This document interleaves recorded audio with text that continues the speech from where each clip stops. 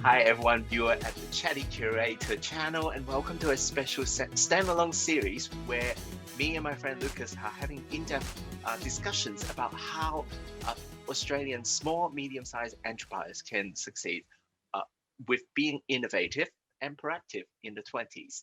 And so, hi Lucas, how are you today? I'm good. Good afternoon. Good for our second catch up. This is exciting to start this series. Well, if you think about how value's created, so after R&D, then you go in and you've got your relationships with suppliers, your materials, right before production, and then you understand the customer marketing segment all the way out to sales after service. So what's happening is the government says, well, let's just throw everything into new product development. To start that, maybe I'll just quickly go into the reason that we want to Sure. do this video. If we look at the news these days or the economy these days, that we're all trying to be innovative. But what's the actual word innovative means to all of us is a little bit different. And so today we are going to talk about some of the ways that the capability, the impact, the impactors, if you may, that can actually influence how we run our businesses. And then we can go into different stories and information. So now on the screen right now, that you will see a really lovely 12-piece wheel of impactors that Lucas had put together. Lucas, do you mind doing a little introduction for us? Yeah, sure. I think you made a really good point before. We all have different understandings of the definition of innovation. So we might just start there. We might just start with a really simple definition before looking at these impactors. So for innovation to occur, you need two things. There's two sides of the equation. You need to have invention or new knowledge, and you need an implementation of that invention. So coming up with a great idea is obviously not enough to commercialize and create value. So we say innovation is equal to invention plus implementation. And we know that Australia is really good at coming up with inventions. There's a gluttony of ideas out there, but we really struggle on the implementation, commercialization side. So the factors you can see on your screen there, we derived from research on highly successful SMBs and what they did after that invention stage in order to succeed with innovation. Just like what we chatted about in our previous video, that we are all looking way too much at the summit of the mountain and forgotten that there's a way that from R&D all the way towards delivering to the customer focus. Yeah, you're exactly right. And I think that's where a lot of what we're going to be talking to SMBs is about, is that you don't need to reinvent the wheel in order to innovate. And what we have now is a way to succeed with innovation with the steps that occur after you've discovered your new knowledge. And they're very practical and pragmatic. And that's where we look. And we look to start firstly with your customer base. When we say enhancing innovation, it's the neglected area. Everybody talks about transformation. And of course, change comes with big risk. We know we have to change, but we want to look to enhance before we transform, so we leverage what we already know. And we're looking at customer segments. So the first step in enhancing customer segment would be looking at your product market fit within the current and prospective customer base.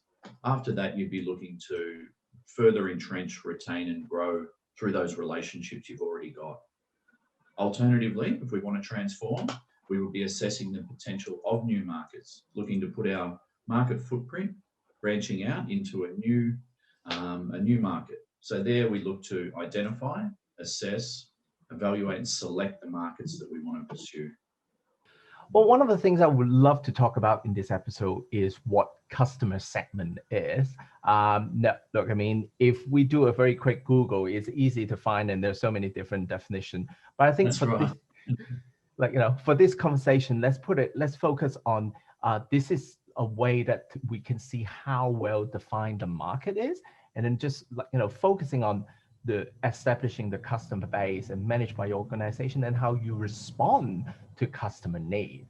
Leveraging what you've already got. So if we're talking about leveraging customer segment, we're talking about how can we How can we deepen the relationships we already have with our current and prospective customer base? So let's look at from an enhancing point of view. So we always think about, some of our clients might ask, like, we might ask our clients is, have you established an understanding of your product and market fit with your current and potential customers?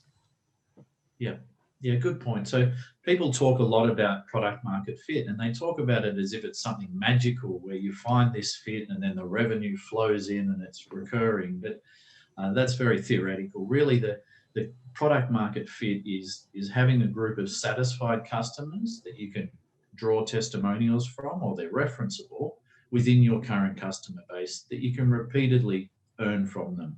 But of course, it's not something that once you set it up, it just flows like a river. Nah, things change so quickly. And I think one of the things that many of the small business or regional business, actually, especially regional business that I work with, regional New South Wales, that it felt like they're just trying so many things, just throwing everything at the wall and see what sticks. But by doing that, they might actually exhaust their resources before they find the right fit. And it can be very dangerous. Yeah, that's exactly right. Yeah, before you want to go and talk about, risky things like stepping out into new markets, it's understanding how your customer needs are changing now, particularly with the pandemic. The customer needs have changed. They need maybe additional support features or after sales service, things that fit around that to make your proposition still sticky. Yeah. And one of the, actually kind of on that note, that because there are so many different type of business, obviously there are some that are a lot of one-off things, but then of course that many businesses would want to have an ongoing relationship that they can grow this customer base for, and it's easier said than done. And I think in some ways that one of my ideas of doing the Get Chatty About Your Local Businesses series is to help businesses to retain their existing customers while we're in a lockdown. While they can't be there in the shops with you, at least they can actively like or share a video about you or something like that. So, but of course that, this is another key question, isn't it? Have these businesses developed the right type of relationship? Yeah, exactly. And particularly with B2B relationships, they rely on tangible benefits. It's not so much of a, look, I know you, I'm going to provide you with the contract. It doesn't work like that. So customers make decisions, or buyers make decisions that are very rational, and they're based on tangible benefits, i.e., does your product save me time? Does it make me money? Does it make my employees more engaged? These sorts of things are the tangible benefits, as opposed to features that you need to continually show your customer you're providing, because it's not the features they're interested in. Something that you mentioned that it was very interesting earlier in this episode, that you mentioned about, for example, the Apple product and then Microsoft coming up with other products, and that competitor knowledge have something that really linked into it. It's a little bit like, it's not just about using the stats to do that. You also need to look at the relationship with that. Earlier this episode that we talked about, well, when smartphone came out, all of those MP3 players were gone and things like that. And it's just exactly the way, right. It's just the way exactly it is. Right. Yeah, the like fundamental problem there is that the competitor, I think it was Microsoft. So Microsoft sized the market based on number of iPods that were being sold. So they thought that there was a market for iPods. And doing their little calculation, they're like, well, we're Microsoft. If Apple has 100% of the market and we take 10%, we're going to be worth this much. But there never was a market for iPods. People just wanted to listen to music remotely and be comfortable in doing so.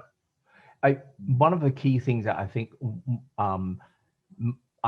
because I would imagine that many content marketers would agree with me that what we do kind of different from most digital marketer is that we look at the numbers. Yes, we do. We look at the stats, but then at the same time, we also want to see that relationship and quality that we develop with our customers, and that quality understanding of our competitors, to really just let them know that how you can deal with it. Because with that knowledge, that's how you would not be throwing everything on the wall and see what sticks. Yeah, that's exactly right. And I've had some great conversations with you about how we know other digital marketers that talk about stacking up your features in comparison to the competitor. But we know that once you understand how to solve the pressing job the customer's trying to get done, that's what you articulate through your communications. There you go. And look, I mean, it is an art form in a way, that because you know, there's I think many business, especially small to medium businesses, to keep that competitiveness, that little bit of balancing the result in terms of the stats and the quality of the service, or like, you know, service after service, or development, or distribution, or online, and such as, it is very important to create that mix and that personality that people resonate with. Otherwise, that it will just be like anything else that people can easily Google out. Yeah, but, you know, that's right. You know, if they're selling a product, you know, if they're selling a product, easily find something on Amazon, Wish, or Kogan, or whatever, and then they can become priced out by bigger players in the field. Sorry, that's what I was getting at. Sure, absolutely, you're right. Yeah. And we're not impressed by bells and whistles anymore. We just want to know, how does this save us time, money, and make us, you know, our relationships better? It's those sort of tangible benefits that we're after. Remember the other video, like, you know, just kind of like all of these features on the phone. Do they make calls? Like, yeah. Well, there you go. Now, Lucas, earlier that you talked about transforming, which is kind of like going somewhere new, somewhere adjacent or similar to your existing market. And of course, that have people been identified or assessed or chosen the right market to give it a go?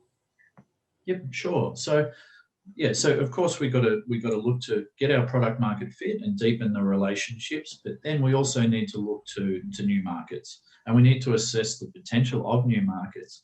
And one of the untapped factors really is how that a product or service can apply in a sideline industry.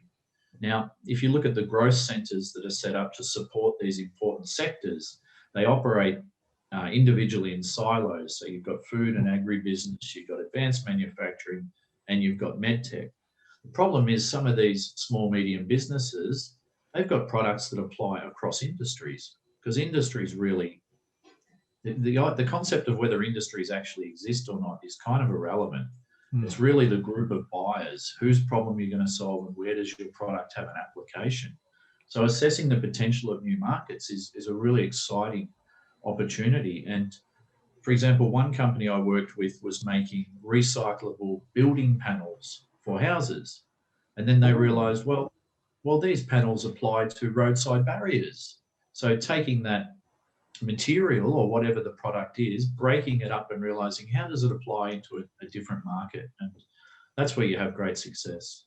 And that's very interesting. I kind of have a parallel story that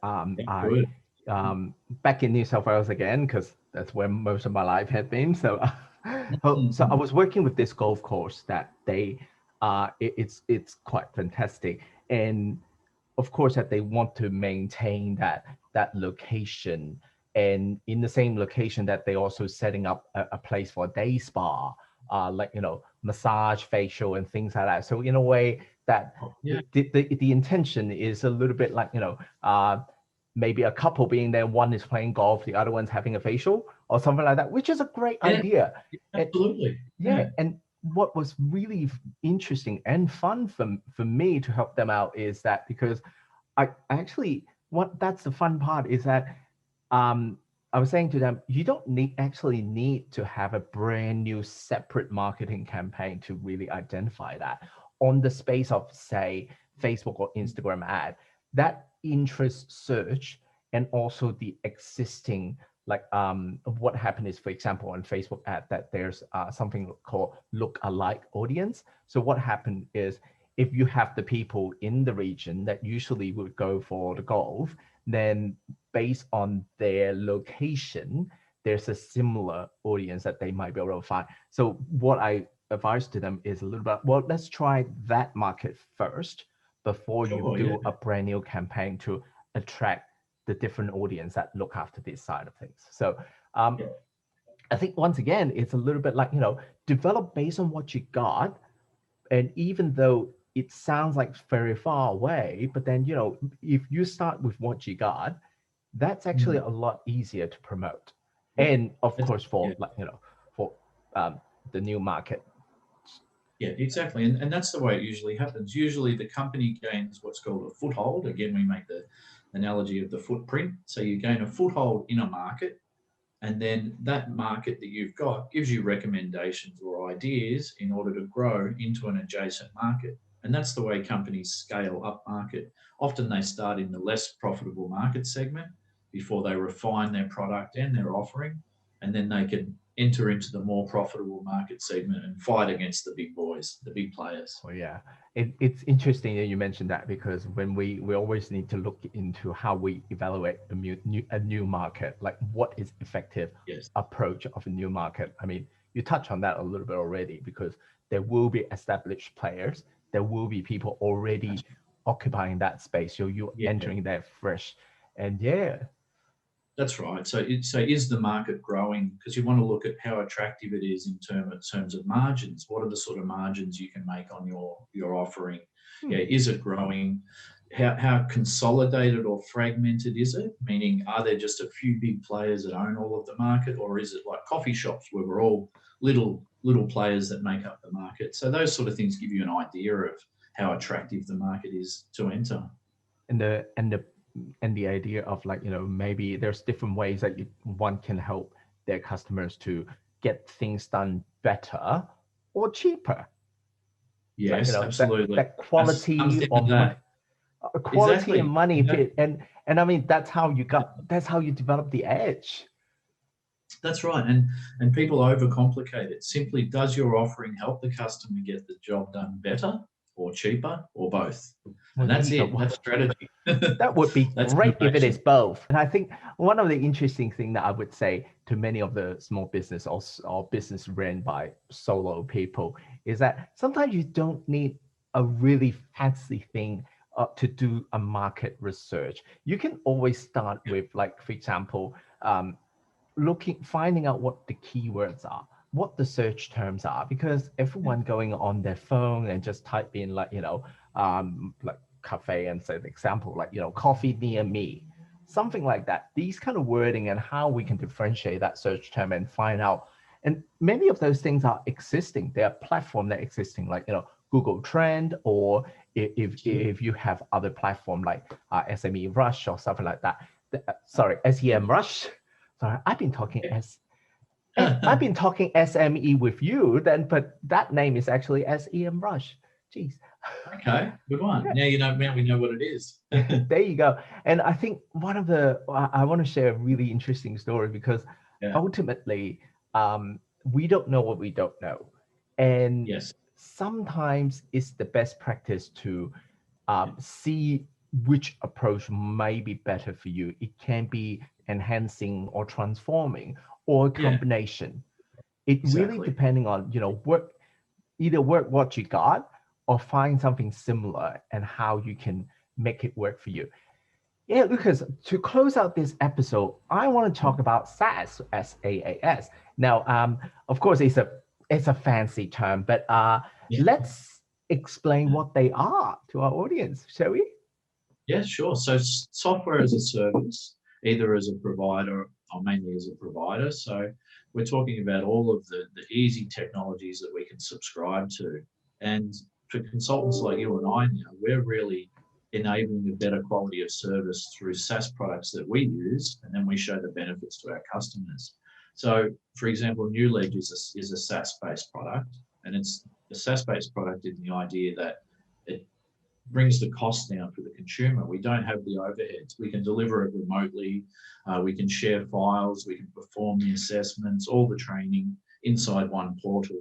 And there's lots of applications that you can plug in for quick wins inside your business. And you'd be familiar with a lot of these. Oh yes, a lot. I think one of the things that most people would be familiar with must be Google Drive.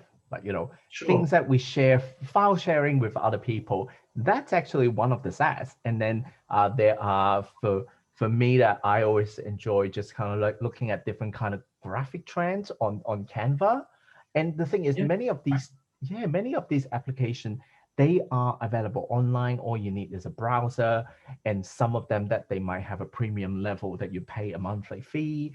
Some of them you might even have some access for free, like Canva, that you can actually put some nice cards together without going, because I would imagine that many of the small medium businesses would find it, oh gosh, should I pay for Photoshop or Adobe, which is like thousands of dollars and things like that. But then when they have the option to do something on a smaller level, in a way that's just like what we were talking about, just work. You don't need to reinvent the wheel. You don't need to come up with the next sliced bread. And it is important to find a way to do a combination to make it work. And so for someone like yourself, that it is coming up with a project to find what SaaS or what product or app available right now to help. For me, it will be like using some of these platforms like Slack to communicate with my clients is a little bit like, well, hey, you better give me the blurb about what you do. They can just send it through Google Drive, Dropbox, something like that. So I think there's so much out there, isn't there? Yes. And the thing is, sometimes that it's true that the industry might have used their fancy terms and things like that. But of course, once you boil it down, it's very easy for our clients to understand. So. Well, if it's not easy to use, the client just won't pay. There you go. Particularly with SaaS, because it's a very competitive landscape. Many apps are there. I mean, the first thing that I did, I realized I needed a training platform. So this is the same things I advise my client to, is not to reinvent the wheel. So I went to an established ed tech company in Melbourne, saw what they had, realized it did 80% of what I needed, and worked with them for some cost-effective adjustments. And now I've got a customized platform that would have taken me 4 or 5 years to build. There you go. I mean, just imagine that if you use that 4 to 5 years to build that thing, and then it's a little bit like, well, what's the rest of the company can be? It could have been, it could have really gone to that break-even stage because, well, let's face it, as all small businesses, it is not easy to survive that first 5 years. Yeah, that's right. And that's what you and I should be doing, is telling them the most cost-effective, trusted ways that they can fill their skill gaps with technology that's already available. If it's not already available and we've searched exhaustively, then go into product development. If not, use what's already available. So to the audience, thank you so much for your time, spending time with Lucas and myself talking about the SME and different customer segment. And so before we go, Lucas, can you quickly give us an idea of what the next episode we'll be talking about? Yeah, absolutely. So we've looked at the first customer to market facing factor, and next we're going to look at product design, which is the first of the technology to production facing factors. So we get our marketing people to really understand what's happening with product design and get the two to work together. And that's what we'll be talking about next. Absolutely. So I think you'll hear a lot from me about like what I think about products and things like that. And and Lucas, how do people find you if they want to start a conversation with Newledge? Yeah, feel free to add me on LinkedIn. I'll put the profile down in the bottom. Yeah. And always good. Just send an email. So we'll put the email there to lucas@newledge.io. Happy to help. Happy to talk you through segmentation, target marketing, whether you want to look to build more within your existing customer base or assess the potential of new markets. We can help you do both. Fantastic. And where will they find you, Arthur? Oh, okay. Yeah. So on chattycurator.com, or you can find the Chatty Curator on Facebook, Instagram, LinkedIn. At the moment, just those three. I mean, you can find me on YouTube, but that's the video version of this one will be on. Sure. And so of course, that for audio audience, thank you so much for your time. I hope you find something useful from this series, and I look forward to see you the next one. And if you like what you're watching, well, why not check out another video? For example, the Get Chatty About Your Local Business video that I did with Lucas a couple months ago. So thank you, everyone. Have a good day. Thank you. See you later.